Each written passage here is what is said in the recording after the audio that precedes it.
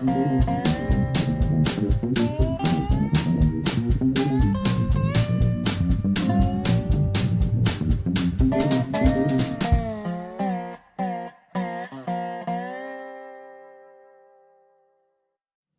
is Dave Monk, your Prairie Monk, WAFT Champaign 90.1 on your FM dial. And Dave on the board, and you're tuned to the Prairie Monk, as you already said. And this is WEFT's weekly look at the environment and rails and trails and prairies and lots of other wonderful things that we have in one amount or another throughout East Central Illinois. Yes, today I want to say something about Kay Aston. Kay Aston just turned 100, which is quite something. And Kay has been head of English as a second language, retired from there. And she is holed up in the Inman building, which is around the corner from WEFT. It's where people can retire and receive assisted living. So there was a celebration yesterday, and there was a mixture of people from academia and people who are caregivers. Kay grew up in Kansas.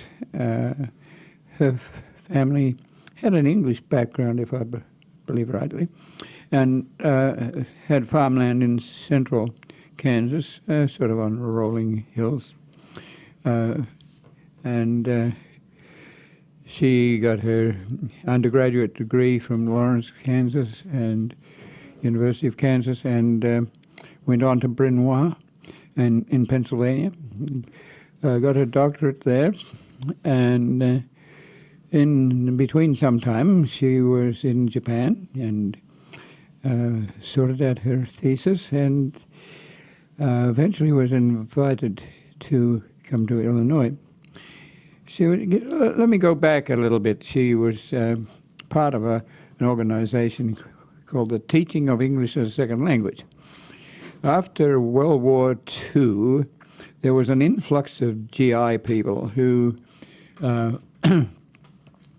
needed to do course upgrades in English, and but they were in the same classes as people being invited from overseas who had to have had some English background to get here in the first place, but needed to be taught differently from the GI people. The GI people were older, they'd had an experience, and they were about to be taught properly in their terms because they'd had that experience of driving tanks and organizing people, and they wanted to get on with it. The English as a second language people were often from other countries with ethnic differences, and so Mary Hussey and another lady, I forget her name, but they went together to suggest to the English department that or the Modern Languages Department, I don't know which, that there should be a special unit called the Teaching of English as a Second Language, and they did that. When they were retired, they invited Kay to be a member of the department, and she came from those somewhat rolling hills of Kansas to Illinois, and she thought it was so flat. She wondered how long she was going to stay here, but she stayed here for a long time. So she has supporters. One of them is Susan Taylor, whom we know well. And so there's a team of people that teach this the subject matter. And I happen to, my wife Jan and I lived in a building next door to Follett's on campus. It's very near the corner of Wright Street and Green, about 100 yards from the present location of the alma mater. I'm not sure how Kay got to that set of apartments. It was a fraternity that had fallen out in the Depression era, and the Dallenbach family had bought it and used it for storage for a while. And then two women from Lebanon, Tennessee, came by, and they had a house restaurant in Havana, over there, more towards Lincoln Avenue, and they thought that this would be a good place for a sophisticated restaurant, and so Mrs. Smith, who was the business person, and Daisy Daisy Baines. I'm thinking of a Prairie Bain called Fleabane. So, glitch. But Daisy Baines was the mother of Mrs. Dallenbach. And Mrs. Smith was the organizer, and Daisy was the associate. She painted, and she welcomed people. She smoked with a long Tiffany-era cigar holder or cigarette holder, and it was rather popular with students and the like. And so these were two different people, but they were a team, and they did operate a Southern tea rooms in that fraternity building. It was very popular. It was very sophisticated. It was a Southern tea room, and you dressed appropriately with tie and coat, and probably the women had to have gloves. It was where the Board of Trustees met when there was no union, and so they met for years there. Let's go back to the fraternity era. This was a large fraternity house. It was the highest building on campus. If you stood on the roof, you were looking down on Folds. A substantial building. It had a veranda that looked out over Green Street. It today is McDonald's, or has been taken over for business, but for other types of business. But it was set back a little bit. There was a front lawn with a privet hedge around it, and a walkway in. There was a driveway, and people would be absolutely amazed when you stopped in the middle of Green Street to drive into the driveway, and there was a lawn and garden where people would wait later for restaurants, but there had been a garage built there, and we still have the 1954 Lincoln that they used to drive, and would go to retreat in Wisconsin with it. It was a very short-based Lincoln, and very powerful, so its power-to-weight ratio meant that it was used a lot in races.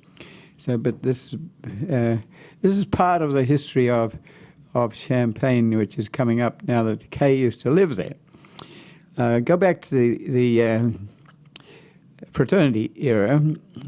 You had this setback house with a front door, big glass door with an airlock, and then you walked into a foyer which was huge and tall, and there was this stairwell with wide stairs getting to narrower stairs that went upstairs. The administration building rooms and the live-in administrator was on the second floor, along with restrooms.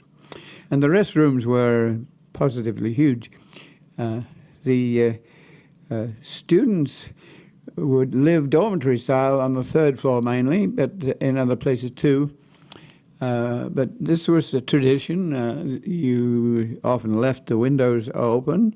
In wintertime, if you happened to have a night's snow, you might just wake up with snow on your bed. The area could be cleared for a ballroom, and so the floor was hardwood floor that was good to dance on if you were doing the Charleston or something like that.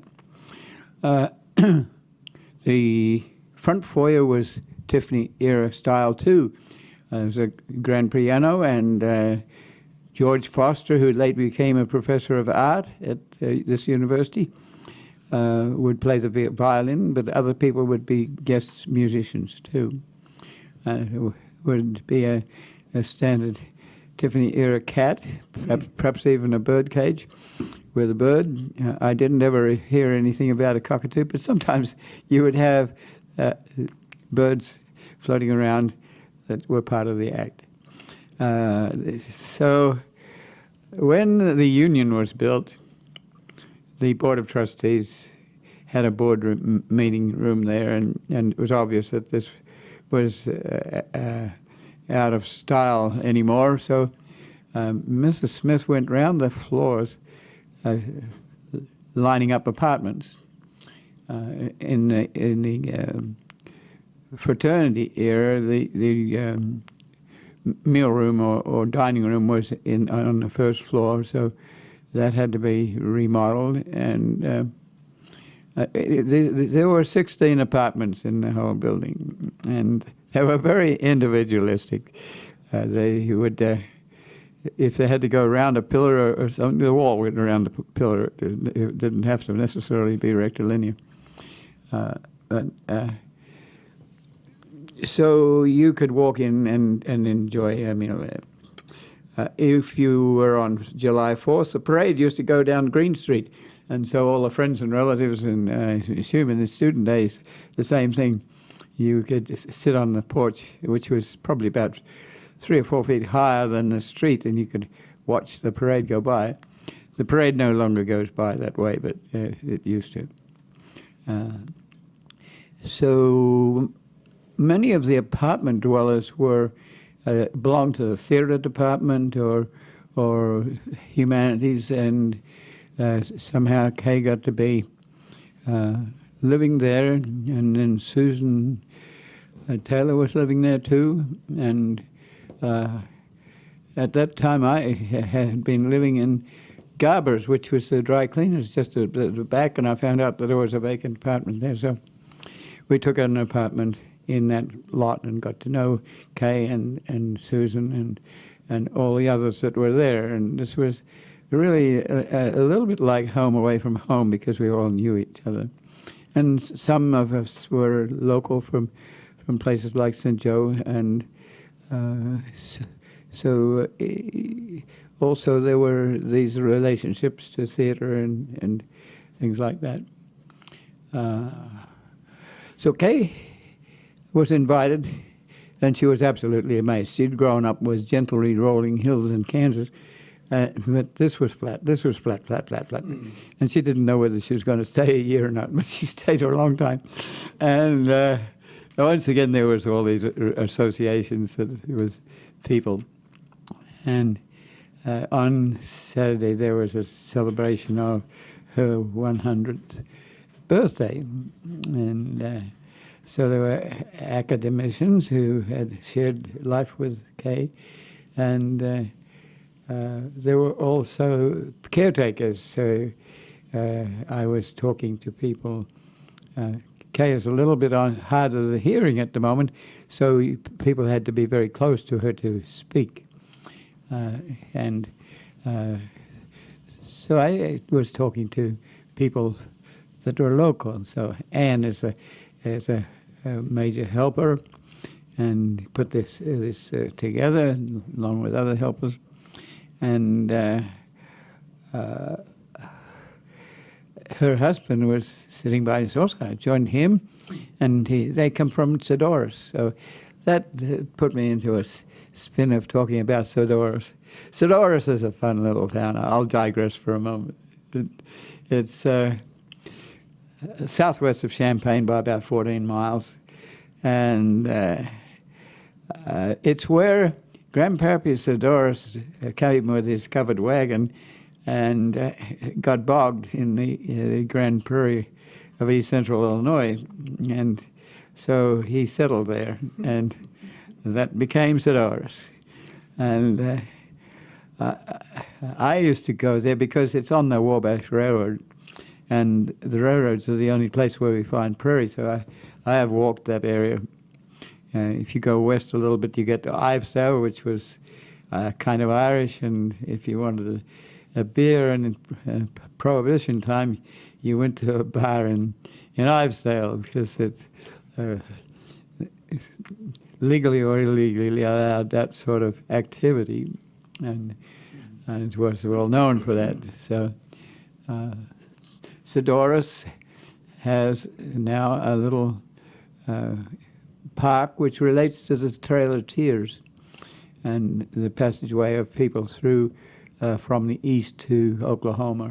And there's to the south, the Kaskaskia River goes by and leaves wetlands and areas of forest that have become, there's a Sedoris Sportsman's Club. And I somehow ran into a farmer who was preserving farm equipment, but he had also saved the Sedoris jail. Well, the Sedoris jail, the historic jail, was about 10 by 10 square with flat 10-inch by 10-inch lumber nailed together, and there was just enough room for about 2 drunk citizens. I hope it's still alive, but it was on the first farmland, and if you go off 57 into Sedoris. But Sedoris is one of these little towns that has antique dealers and people who can afford to be just a little way out of town. There's often a triumvirate of churches that find their way there. And there's an elevator, and the elevator produces lots of dust. So from time to time I get calls from Sedoris to complain about the dust. Ann's husband, whom I was talking to, lives about a mile south and near to the Sportsman's Club, I imagine. But there's all sorts of little history here that relates. So can you expand a little bit why, if there's dust from an elevator in Sedoris, do people call you? Is it your fault? I think they know that I'm an environmentalist, and they don't know quite who to call, and so I get there by default. And there's a lot of situations like that. People don't know how to recycle things sometimes, and the same sort of thing happens. Well, the next person I talked to was from Bonneville, Jim Fay, and I've known him for a long time.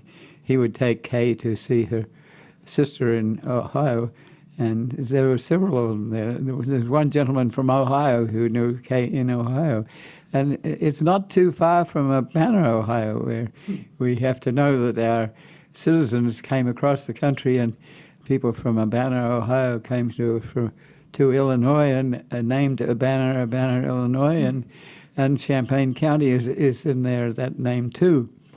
So he came for the celebration, and so we were chatting away, and we somehow got onto railroads because we're thinking to re-rail, or we're in the process of re-railing between Whiteheath and Seymour with the hope of getting historic trains into Champaign from the Railroad Museum at Monticello. And so we got talking about trikes, and we wondered if there could be a line somewhere where people could work an original trike. Trikes used to have 2 people pumpers and 4 people pumpers. And if you were taking this workman's vehicle, usually trailing a trail with sleepers or ties or rails, and so it was hard work. But once you got up speed, you could do 30 miles an hour. A 4-man pumper could move. These days they have motorized cars to do the same thing. And at that time, young folk would get together, and one of the things they would do is take a bicycle and have an outrigger wheel on one side of the line and have the bicycle on the other side. So you could move on a railroad bed that wasn't being used very much. The problem was that you were all lopsided. You had all the weight on one side, and it could very easily tip all over. Better was to have a 1955, 56 Chevy, because it has about the exact same width as the rails. So you let the tire down and you get a six-pack and you travel along a vacant rail bed that's not being used very much, and you hope that you don't run into a train. That can't mean drinking and driving. What's a six-pack? A six-pack is a six-pack of beer. You actually meant you drive on the train tracks with your car With your beer.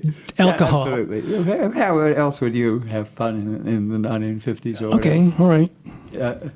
So we talked about these sorts of things, and I talked to academic people who have had Kay and Susan and others as their teachers, and there were church people there because Kay has a Catholic background, and she's been an organizer in church activities and attends church regularly, and they were taking Kay at 5 o'clock to Mass.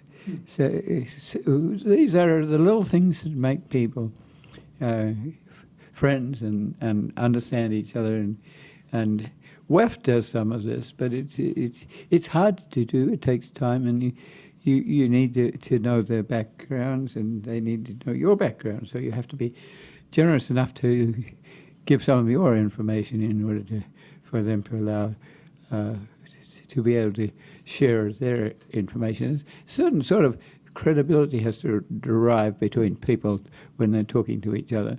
And we don't always have a lot of time to talk. We can get a lot of information from the internet. And so that means you don't exactly have to talk to each other to extract information about a pump or a railroad maintenance vehicle. You can go to the internet and you get a picture, and you get all your information right there. Whereas by just talking to each other, you're going to take time. Well, back to Kay's situation. I think it was very appropriate that she have a group of people together that knew each other and cared, and so we hope Kay will have many more years to come. It's getting interesting. There's a lot of people that are over 100 these days, mainly because of health improvement and because people realizing their own capacity to look at their bodies. So one academic person I was talking to was saying that she's morphed into yoga, and yoga is exercise in one way, but it's also exercise of your brain. It's can be a very psychological thing, and there's a lot of different yogas, but they all have the element of bringing your body and soul together. And we hope that some of these programs that we have at WEFT do the same sort of thing. You have music people and people with a background that come from a different state or a different place and have a different attitude.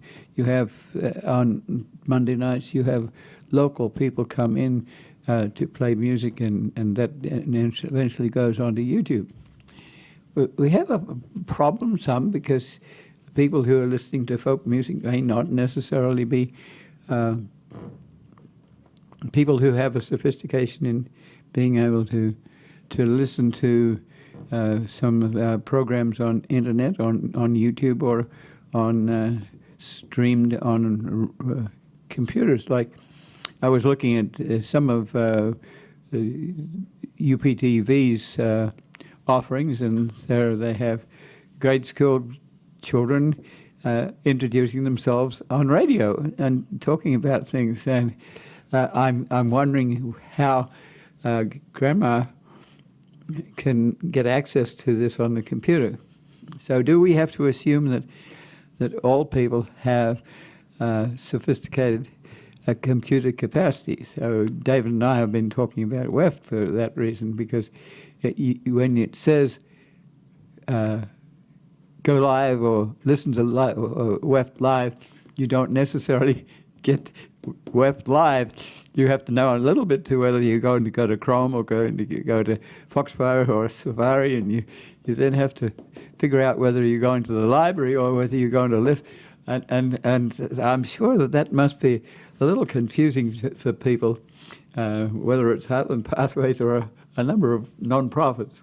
We have to do battle, and not all of us are sophisticated in these sorts of things.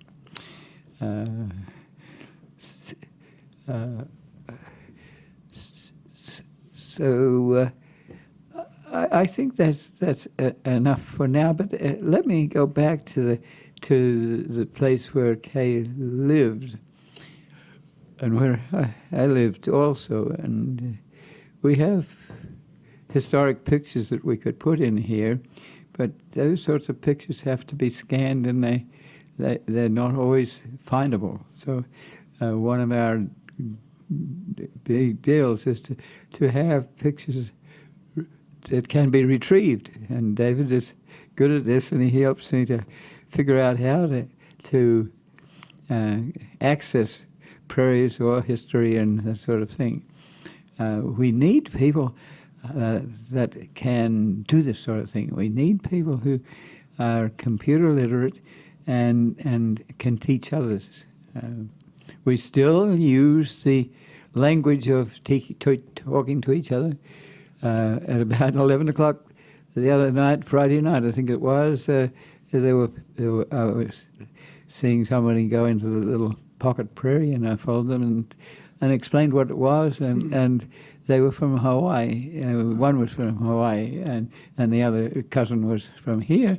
And yes, and they were from some places like Sidoris or Bement. And so if you get to know your territory, you can talk to people like that, and you don't have to be involved with a computer at all. It's a sense of how you explain it and what your excitement is, and where you get your jollies because of something hairy that will stop the plant from losing water, or just silly little things that are information, but they help people understand what a prairie is, and very few people understand that. So I'm wanting to take you to the Big Dig, because it's only a quarter of a mile away from Weft. It's between downtown and Campustown, which is what they like to call Middletown. So last night I went over there because I know that it's been planted to big plots of prairie, and we really would like for you to know out there some of your prairie plants, and they're there. A prairie can look like a prairie whether it's got 6 grasses or if it's got 12 6 grasses and 6 broadleaf plants, or you can have 6 grasses and perhaps 25 broadleaf plants or 35. Once you're getting a good 10,000-acre prairie would probably have in this area about 110 species. So you're only going to get a few of them if you're going to have a landscape thing. So yes, the gray-headed coneflower is out, and gray-headed coneflower is a diplomat. It grows very well in slightly disturbed soils, and it peaks in about 4 years from being planted, and then kind of wimps out a little bit as other species take over. So being aware of our photographic challenges, I took a cell phone and I photographed the individuals. It's a little harder to put in something like a video clip, but we do that, and so I have gone through a number of different plants. The yellow coneflower it's also called gray-headed coneflower because when it peaks in its maturity, it looks like a bald-headed gentleman. It's a gray-headed coneflower, and its petals fall down, and that's sort of what makes it a coneflower. There are also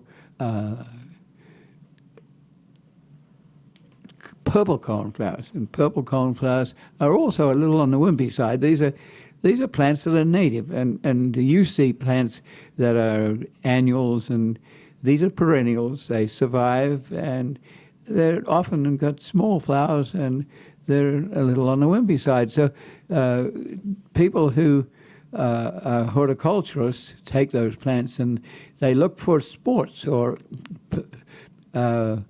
they're plants that do something different. They might come up for coneflower with heavier petals that don't sort of look wimpy in the wind. Their color is brighter, and their stature as a plant is more shrub-like, and they flower for longer. So this is appreciated by gardeners. So that's what you learn about if you go to do the Master Gardener in the Consumer Affairs, Agriculture and Consumer Affairs within the university. But then some of those people realize that they don't know very much about the native plants. So there's now a Master Naturalist program that deals with these plants and how you grow them. So there is the yellow cornflower, the purple cornflower, and there's stiff-leaf goldenrod, and we'll leave time enough to discuss it. It has a sort of grayish leaf. There's asters that are not showing at the moment, but will show later. There's big blue stem that is flowering at the moment, and we have people who have a band called Blue Stem. Mm-hmm. And I was at the Friday night event around the corner where there's quite a lot of people listening, and I was talking to someone who actually plays with Blue Stem every once in a while. And they're thinking of going to Australia for a month. So these sort of interactions are wonderful. So we have areas where the boneyard comes down through what used to be 2nd Street, and I'm not sure whether it's been stocked with fish or creatures, but there's a lot of geese there, which is not very nice for people who don't like their guano.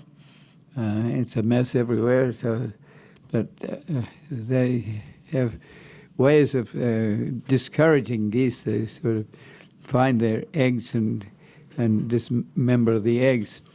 But they're there, and they're enjoying, and every once in a while there's a duck or another creature there too.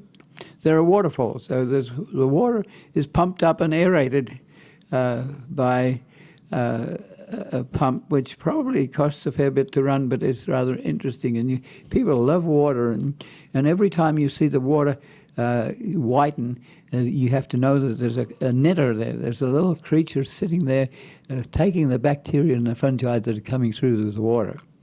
And there are people climbing on the rocks, and there are people walking hand in hand along the trails. And I sort of have to compliment the city for doing something that retains the water so it doesn't flood Green Street and the shopping area. So the trails can actually be covered with water in a 5-inch rainfall. But then, so this is a detention pond that has been morphed into a natural area, and there are huge buildings all around, and those buildings will probably have high rentals because they have something to look out on.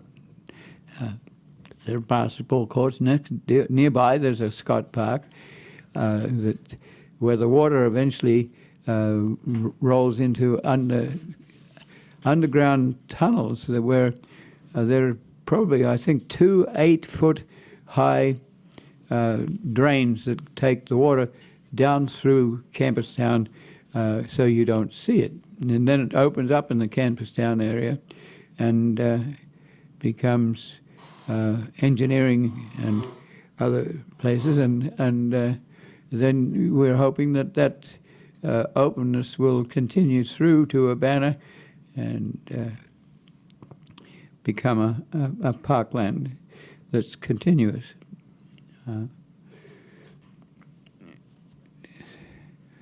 I'm trying to think of some of the plants. There's some chicory, which is not a prairie plant. It's something that was brought here to be a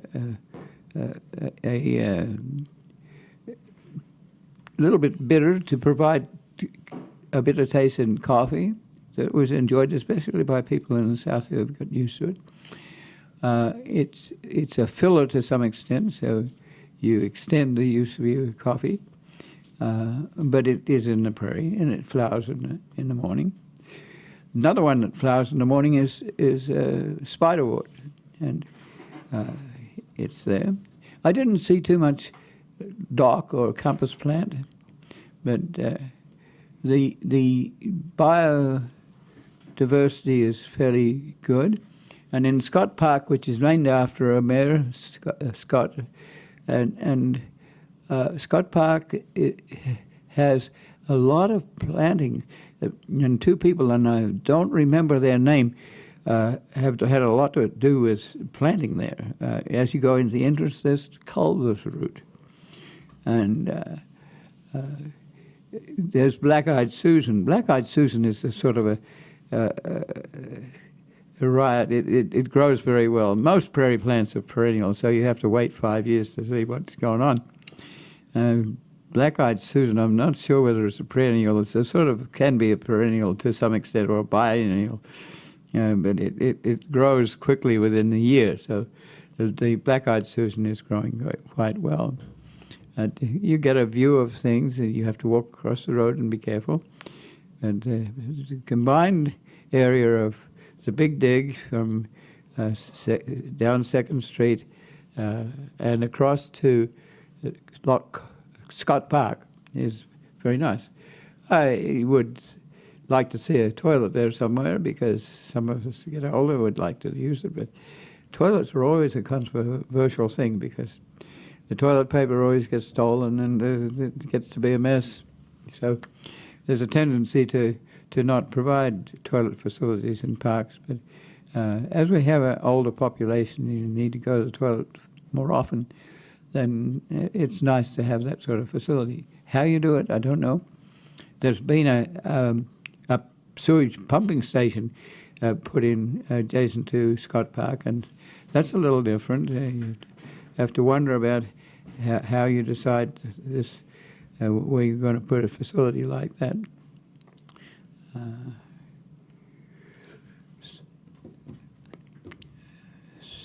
So I walk slowly. Sometimes I walk fast, and it's just for exercise, but I enjoy the little waterfalls. And last night I see 2 geese, I think they were, and they were playing with a fountain that is an aeration fountain, and they were enjoying the different currents that were coming out of that. And it's kind of interesting to see native animals enjoying life and sometimes being more sophisticated than the parent, the human animal that sometimes shuts them off. I'm worried at the moment because there's an announcement in Australia that the removal of rainforests is so devastating to the koala bears that they're being chased by cattle. When you take down the rainforest, you convert the land into cattle, and the cattle are not happy with koala bears, and koala bears are so slow in movement that they can't protect themselves. And when their trees are gone, what do you do? So we have to be thinking about our environment and what we do, and it's not just natural history which we like to look at. On Walnut Street, across from Weft, there is has been a university gallery, which I thought was helpful in that if you have 9-story buildings and lots of people, they need nooks and crannies where they can go. And sometimes you need nooks and crannies that have tables and chairs that move. It's amazing. The research shows that people who want to sit down often need to move their table 6 inches or their chair 2 inches.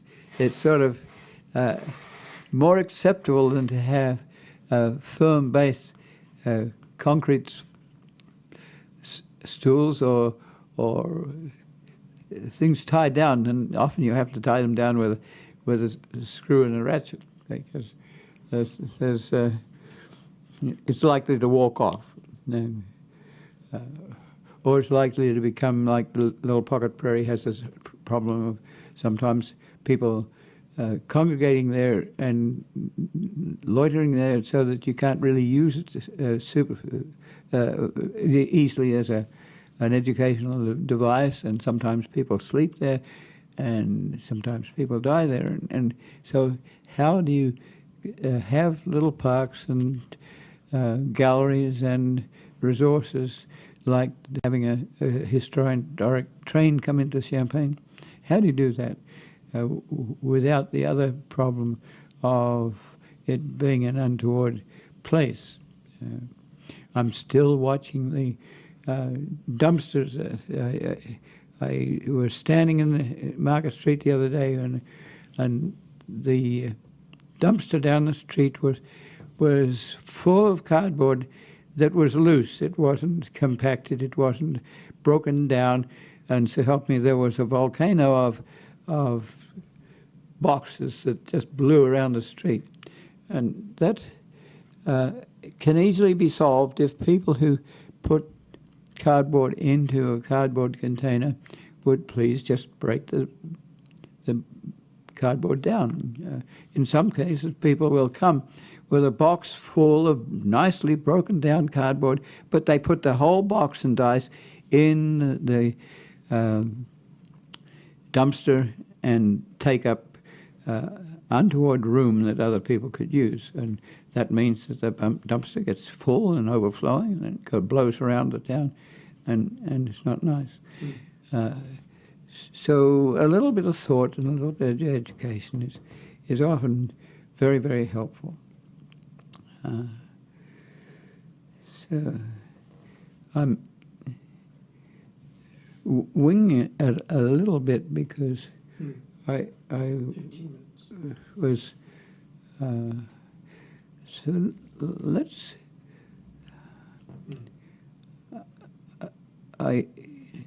let's look at the how do you visualize this particular program? How do you put visuals in it without it destroying the imagination of radio? The wonder of radio is that you can tell a story and you interpret it, and you can cry at a certain point, and you can get excited at a certain point. And you don't really need the visuals, because the visuals are too practical. But if we're talking about prairie, and there's no prairie left, and nobody knows what their local ecosystem was, you really need a picture. And the picture has to go in at a certain level. It can't just be like a pimple on a pumpkin. It has to be part of an integration. So how do we put pictures into this program without destroying that wonderful imagination of a radio program? And it takes time. So do you go out and you take video? Because video is very nice. It can pan across, and it can put this plant in a position, and you can zoom in and look at this fruit or its flower. But to coordinate that with Monk's talk about it is very time consuming. So then stills are better. A single lens reflex is better. If you're in public, you might need a little camera, not a single lens reflex that goes clinkety clunk when you take it, and everyone looks around to see who's taken the photograph. And is this a violation of my dignity to be photographed without permission? So there's all sorts of things you can do here, and we're still doing that, and wondering how we can encourage others. I was very interested to find that David's been working with the Grateful Dead, and Brian. Kristen Johns, you mean? Christy Johns has been organising Grateful Dead, and then suddenly a whole bunch of people come out of the woodwork to be trained to do radio and share the responsibility of this program. We can do with artists that creep around. They might be artists that are cartoonish, that they can take a plant and or an animal, they can make it into a big nose or a big ears, or they can emphasize things that just point to the detail. They can put a line to a point which you don't see otherwise because it's too small, but it directs your attention. So actually, Sandra Alton has done a art rendition of the Little Pocket Prairie, which has been very helpful. We take it to meetings and show people what we do. So trained artists can be very helpful. And these days, those trained artists can be cartoonists on computers. So you can, with a long shot, a medium shot, and a close-up, you can say something much better than you could try and put it together with words. And so we do that sometimes. And you don't get crazy with taking too many zoom shots or too many pans. You do still, but the wind is blowing and you see the plant moving. So the video mixed in with the still pictures can be wonderful. And we keep learning how to do it. And David has been teaching me how to do that. And I find that tremendously helpful. I come to a point where, wow, I can't listen to that program. And so Jason has just come and their website, if you say, listen now, it doesn't really go to listen now. So we have to adjust our expertise to know how to use a computer and to use it not excessively, but well. I got a phone call on Walnut Street on Friday night, and there I was walking up the street, and there was a pickup truck almost in front of me. So there's a safety thing involved in this. I had a friend in Australia who was stopped at a stoplight, and somebody with a cell phone rear-ended her car, totaled the car, put her in hospital. She walks with canes anymore. But so we have to be careful how we abuse and have a wonder about an era of electronics. Sometimes we have to be worried about the people who do that, and we have some people who have a tremendous ability to do that, but that don't have abilities in other senses. So you have to be able to understand each other and how you get together.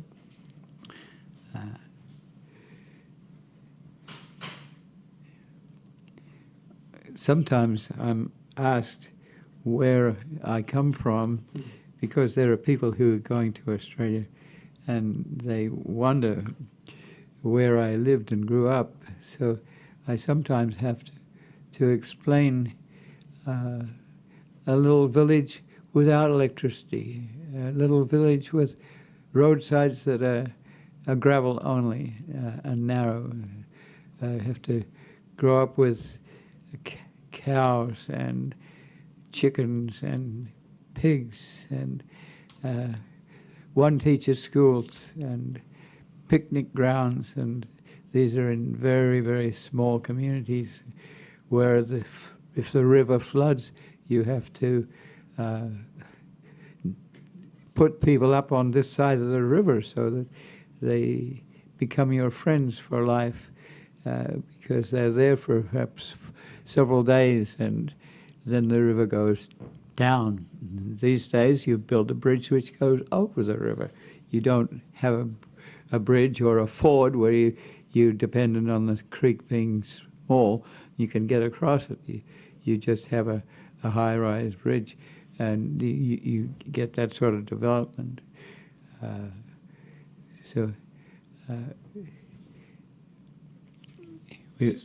We were near to a mountain, and that mountain was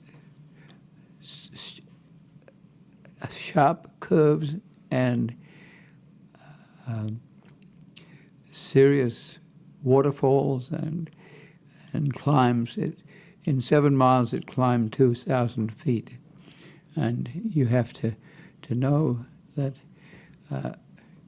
in an era when you only have people with picks and shovels to make a road, that you had to go out around things. These days, you put tunnels through hills. You have fences to stop people running off the road and down a 1,000-foot drop. You have places where people can stop if their cars are boiling because the climb is too great and you're in low gear. You have to know that loaded vehicles have the inside channel, even if that's the wrong side of the road. They have weight and they need to be next to the mountain. You have to know that in some cases there's rock and rubble, that if you have a rain, then you're going to have a slip slide. And so on the radio just this week we have huge slides that where pieces of mountain move whole villages out of whack because the mountain material might be sitting on a slippery rock like slate or shale, and when you put water on it, and if you put too much water on, the overburden above will slip and take a village out. You have dams sometimes that will burst and cause flooding. But with modern technology, we're solving some of those things if we can do it sensibly. If you wanted to put dams in, you have to think about the fish and the creatures that are not used to still water and dams. They are used to running water. And so in Danville, we're thinking that there's 2 dams over there that could be taken back to normal flow of the river. On the other hand, some of infrastructures that we use, highways and the like, are very helpful. But they do break down, and we have Eisenhower-era infrastructure that now is needing bridge repairs and tarmac repairs, and that balance means you have to have a willing crowd of people who are willing to be on city councils and state boards and work at trying to improve what we can. We're not perfect, and the structures we build are not perfect, and we can help, but it's a matter of people being generous enough to be willing to help and do those things.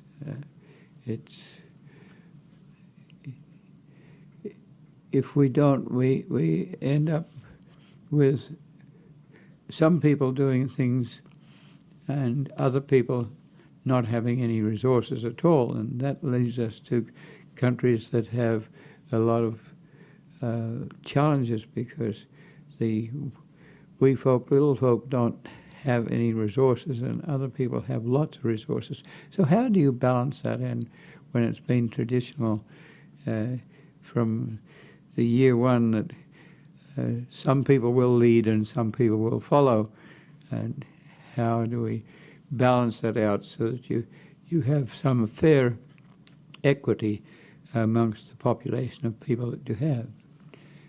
We also have to look at populations of people. If we keep producing people, then we keep using resources that are beyond our capacity to serve our earthly resources. They're a limited resource, and how can we overpopulate those resources and ruin them? So if you're out there and you're thinking about being environmentalists, think about this weekend and think about what you might do. Yesterday and today, the beautiful days, enjoy them. Just watch what's on your side, and little things count. And this is Dave Monk, your Prairie Monk, WEFT Champaign, 90.1 on your FM dial. And Dave on the board. As always, the views and opinions expressed here are solely those of the speakers and nobody else.